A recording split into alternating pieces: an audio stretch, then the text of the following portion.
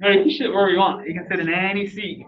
It's not possible to social distance anymore, so we're just gonna do best we can. All right, cool. I think that's all right.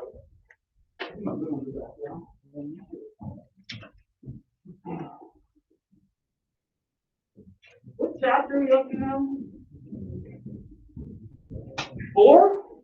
Damn. The 3 was inverses, was clear. Chapter 2 is quadratic, so it's like square. Let's call it chapter 4.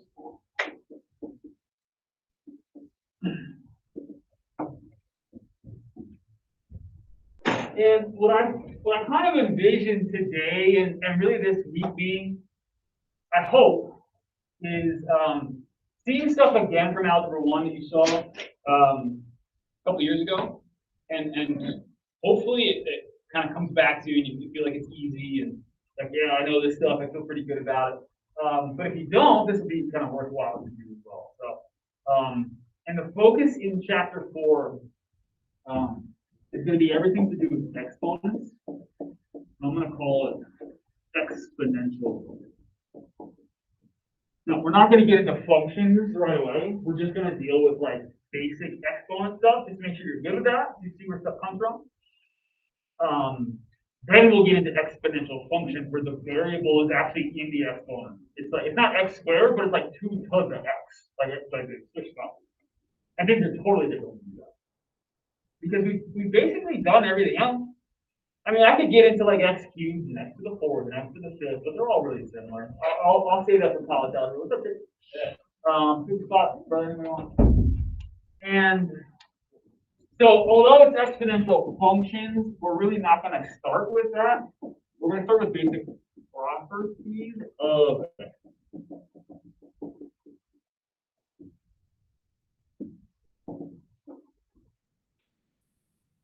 And what I'm kind of envisioning, like my notes up here on the board, and then eventually, like what your notes are going to look like. I'm going to put myself ready.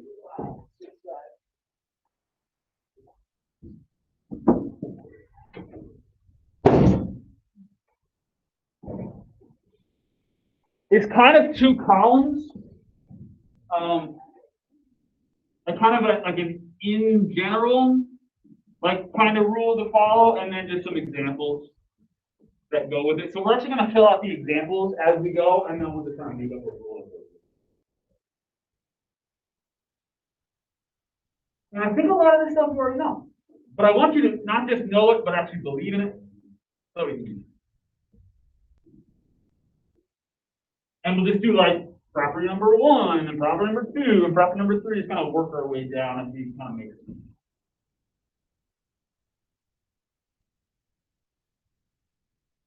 Cool. So how you design your notes is up to you, but I think that this would be a good way to have it so that, and it's, I don't know, there's like a handful of them. And I don't think we'll get through all of them today. I don't really think we need to. I don't need to rush back into anything. Seniors, you got like 6 weeks. Everybody else got like 8 or 9. And so just to say this now, seniors, we're going to get to a point and you're just going to stop and you'll take your final while we keep going. Okay. And I'll get you to a point where we stop and you guys can review, you know, the handful of seniors, what is it, May 6th? Is that what it is? Last day? Something like that, something like that. I think like that first week of May is your final. Then you have a week off and then a week of graduation. I'm excited. All right, cool. So you're going to see that I'm going to start with the examples. We're going to see how it all kind of works out, and then we'll come up with a rule in general. So number 1 for everything, it doesn't matter what letter I use. I'll stick with X first.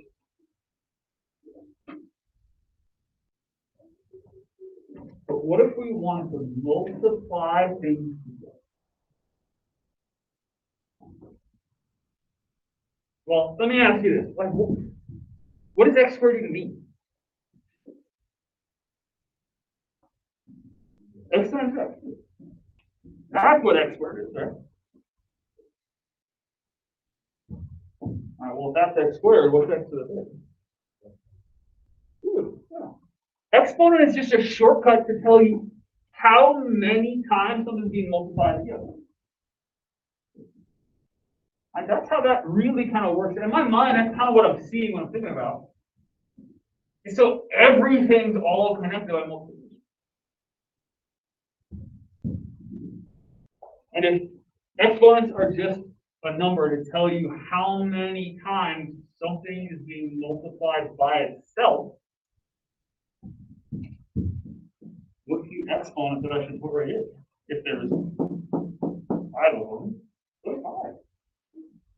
Now, so that means that this is x to the third. That x squared times x to the third is x to the fifth. And so, is there a way that you think we might be able to like avoid writing it like that and just jump right to the answer? Do you see something that you think is working out? 3 plus 2. 2 plus 3, right? If you are multiplying things together, and they have the same base, right? X's with X's, or Y's with Y's, or A's with A's, whatever, all we have to do is add the exponents. Okay? So if we multiply, how should I say this? The same base.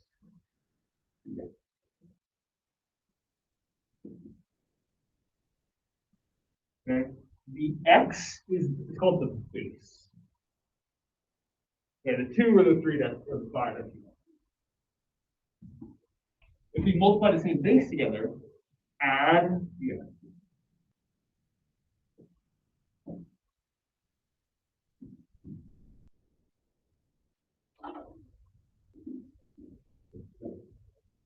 I can show you a million examples. They all work out the same way. A to the 4th times a to the 7th. I don't want to really write that out as a times a times a times a times a times a times a, but I don't want to write all of it. I want to use a super fast, and call them properties if you want. Really, they're shortcuts. There are ways to make this stuff go super, super fast. I want to make this as easy for you as I possibly can. Do those have the same base? Then just add the exponents together. Make a single base, so I don't need 2 of them anymore, I just need the 1. And because it was A, I just gotta stick with the same one. What's the exponent now? 11. Done. Like x to the 5th, done. There's my answer. 1 step and you're done.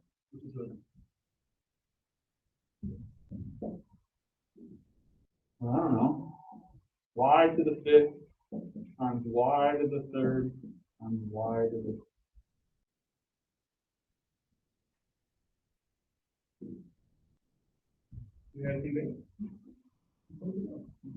1 single answer.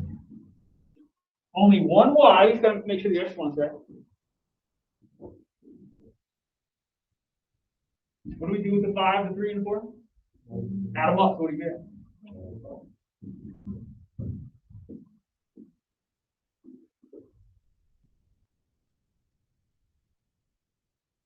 Okay. I don't know. A to the 3rd times b to the 5th.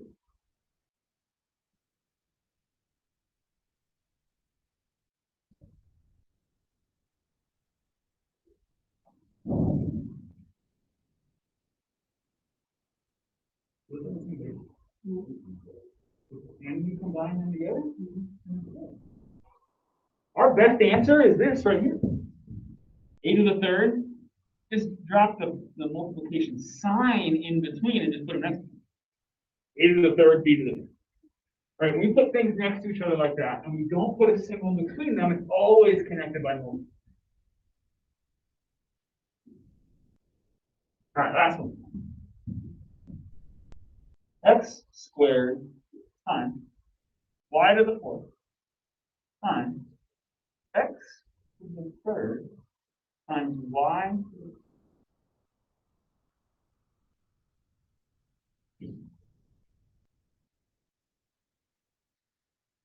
Now, before you answer this,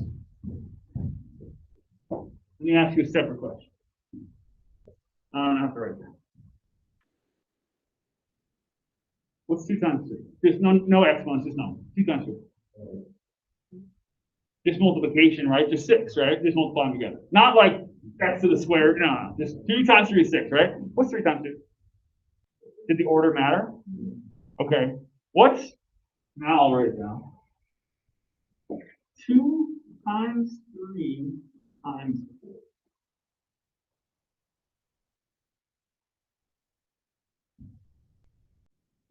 And what are you doing in your head right now? You trying to do it all at once? No, what are you doing? You're doing a couple at a time, right? I can't do all of this all at once, but what I can do is like 2 times 3, see what I get, and then times 4, right? Okay. What's 3 times 2 times 4 then?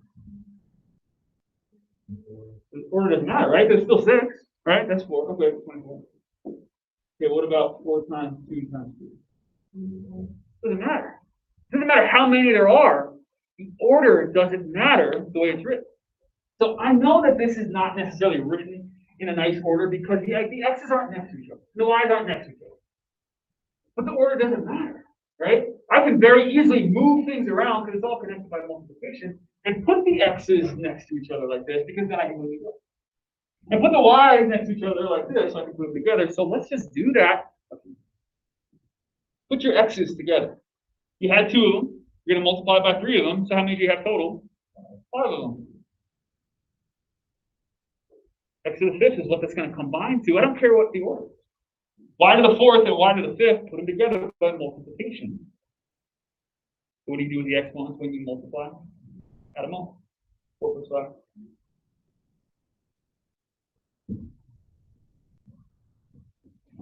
If you do have more than one variable, what's a good order to put them in? Like this. If you had to pick an order, A, B, or B, A, which one do you think makes the most sense? Always. Okay. Alphabet. That's it, number 1. Okay. If you are multiplying, add the exponents, make sure they have the same. And you can put them in whatever order you want. You can line them up next to each other if you want. You can really just do that in your head. Like in my mind, I'm set up. Okay, here's all my x's, here's all my y.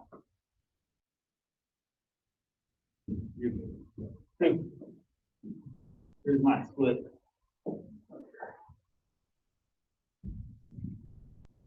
This is not the most exciting thing. I'm the math teacher, and I'm going to say that. Okay, and it's true.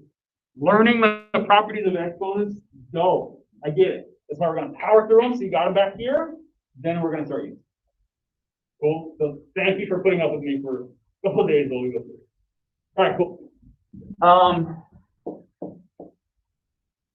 Okay. What about something like that?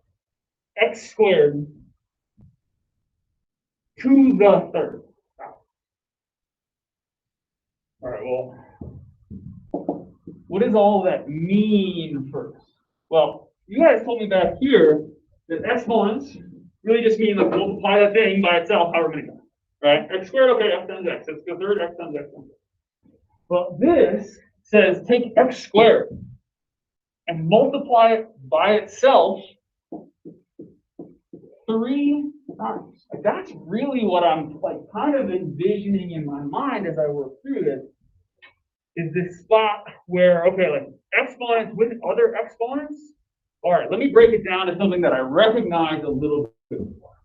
Let me go back to a version like with property number 1. Oh, okay, I just write it as multiplication. Exponents are just shortcuts for multiplication.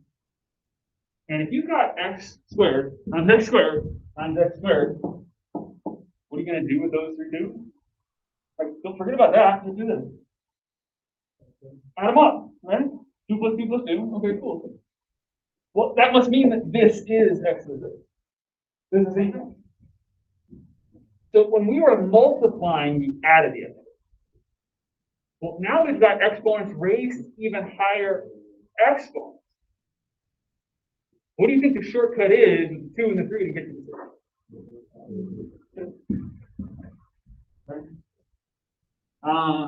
If we have exponents, this is just in my word, raised to higher exponents,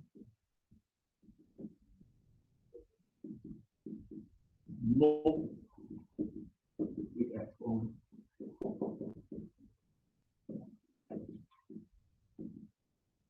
nice about all these properties is you can count on them everywhere. I know, guaranteed, this is going to work. And I can always go back down to this one, and I know a property that works well with that one. So that's good. I don't know, like a to the fourth to the fifth.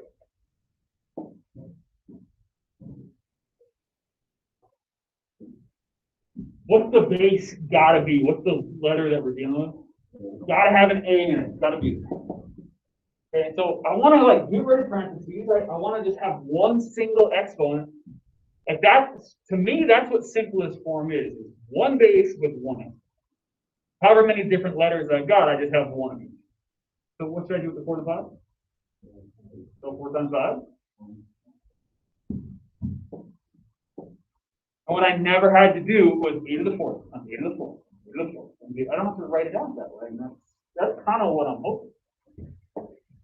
You guys are smart. Let's try this. X to the 3rd, y to the 4th.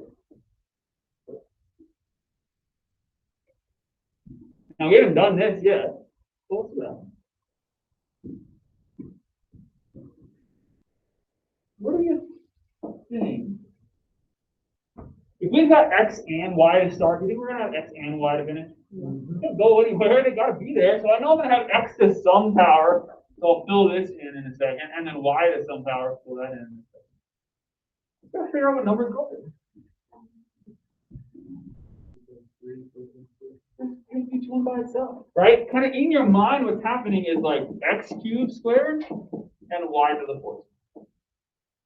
Deal with each one separately. Right, 3 times 2, nice, 6, 4 times 2. And that's what's really happening. Like this right here, x to the 3rd, y to the 4th, times x to the 3rd, y to the 4th. That's what this means. 6. Oh, it all goes back to the first one. That's why I always start with that one. So many of these first couple always rely on that.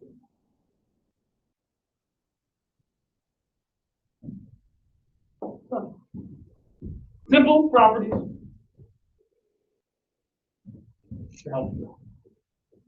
Let's do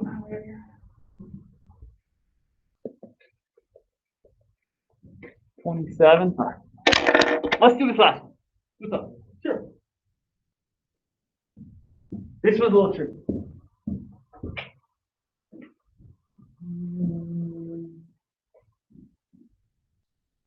I'll do this one next. There's really no order. Like I say property 1 and 2, I'm just making it up here. Let's try this.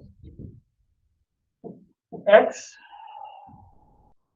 to the 5th divided by x to the 5th.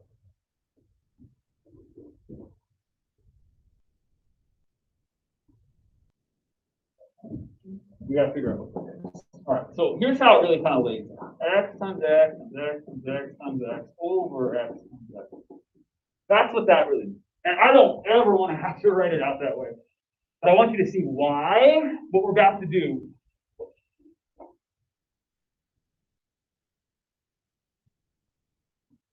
Okay, figure this one out. Off on the side. This is just for me. You can write this down if you want to, but this is just kind of get your brain going. 2/3 times 4.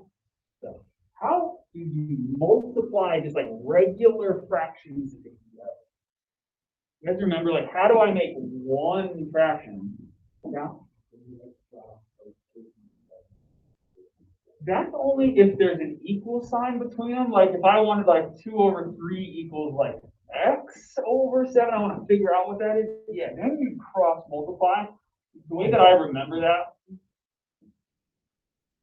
that to me looks like 2 little scrapes, and I put 2 little band-aids on. So I cross multiply to do that. This is just multiplying fractions. I'm not really solving anything. I'm glad you remembered that one. This one is just the other way. Yeah, 2 times 4 is 8, and 3 times 7. Now, so here's the step in between that I don't bother writing. 2 times 4, 3 times 7. Okay, cool. 8 over 21. But here's what I want you to get out of this. If you can go this way, and put things together, you can go this way and break fractions apart and deal with them. Here's why I want you to do that. I'm going to take this fraction, which kind of looks like this one. I'm going to go to this. I'm going to break this into 1, 2, 3, 4, 5 different fractions. I'm 1, so I got 5 pieces top and bottom. Right, because 1 times 1 is 1 times x to the third, that's nothing. So check this out. I'm going to take 1x from the top and 1x from the bottom.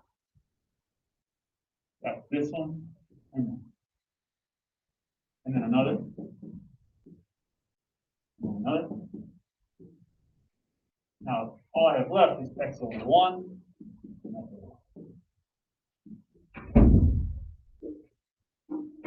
You believe that? You think that's cool? Right? Because if I was just going to go this way, I would just multiply all the tops together and multiply all the bottoms together, right? X times x times x times x times x.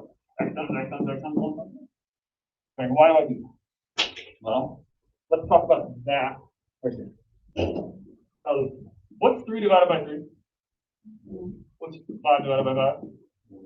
Negative 10 divided by negative 10? Don't worry. Because negative divided by negative comes back. So all of these are all 1.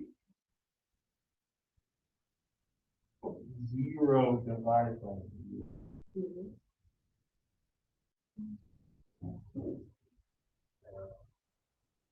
Wow.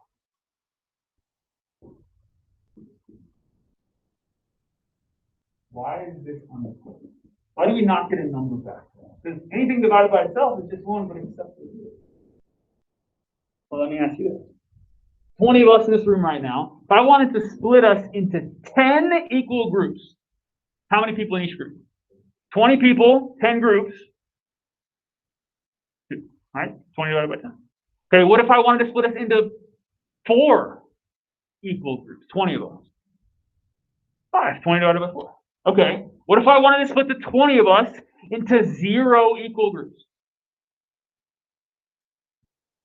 What? There's got to be at least 1 because we're here, right? Dividing by 0 doesn't make any sense.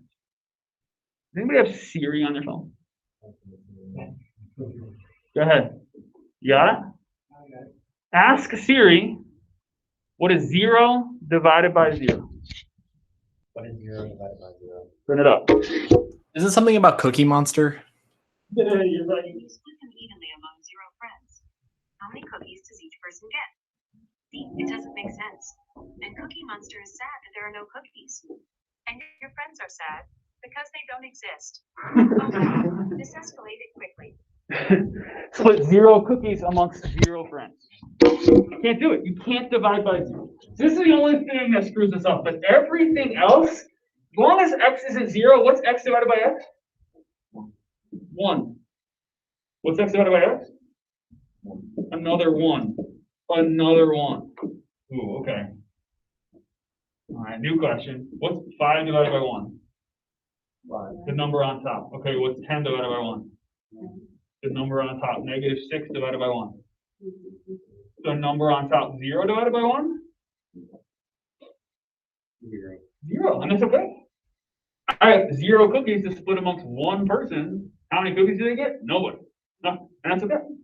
So this, what about x divided by 1 then? 5 divided by 1 is 5. 10 divided by 1 is 10. Negative 6 divided by 1 is negative 6. 0 divided by 1 is 0. X divided by 1? That's just it. Really, really long-winded way for a very simple concept. 1 times 1 times 1. All right, this 1. Times x times x. That's just x squared. That means that We can't see the whole board. Like it's a bit cut off. There it is. Thank you. So long, super, super long-winded way of just showing you that x to the 5th divided by x to the 3rd is x squared. So what do you think we did there? What do you think the shortcut could be? If we divide, how did I say it over there? The same thing.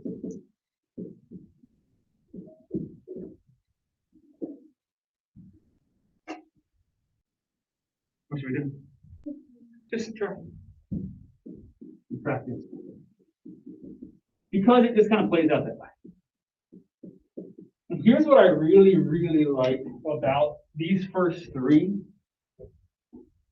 Is it goes back to something that I keep drawing up on the board. God, every freaking time we do anything, I keep drawing the same thing, but it keeps working.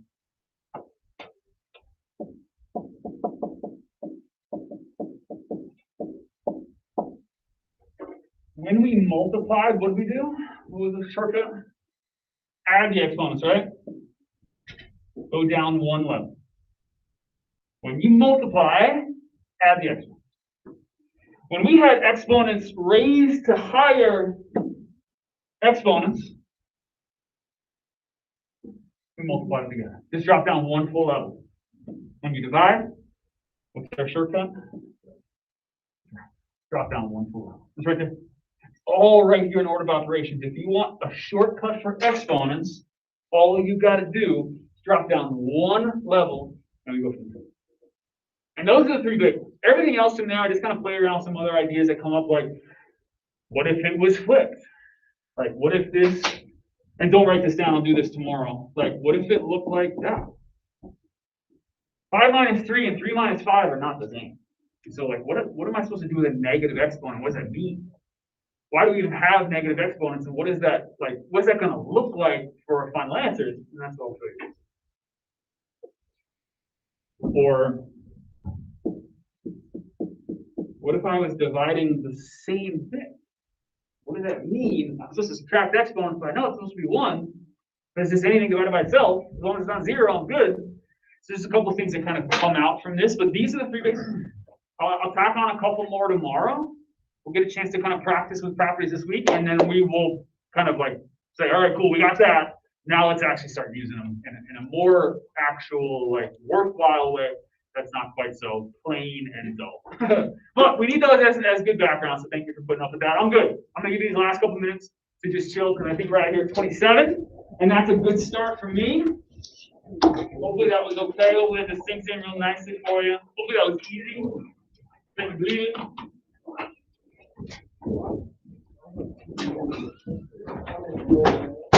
I'm going to take one more picture because I didn't get down in the first one. Jeez, I gotta get to bed. In my seating chart. All right, one more time. Look this way so I can know it's you. Thank you. Appreciate you. See if you can remember what seat you're in, but I will have these seating charts ready to go for tomorrow. It's kind of put up on the board, so if you need to find your spot, you'll know where you'll be at. That's yours now. But here's what I expect. You don't want it? I don't use them. What do you use, mechanical? So where are your mechanical pencils? They're in my house in that little bin that I have. Nice. Yeah. Well, there you go. They'll be sitting there waiting for you when the day inevitably comes. Because I know that's me too. All right, I'll stop recording. We're good to go. Folks at home, I'll see you tomorrow. Thank you. Peace out.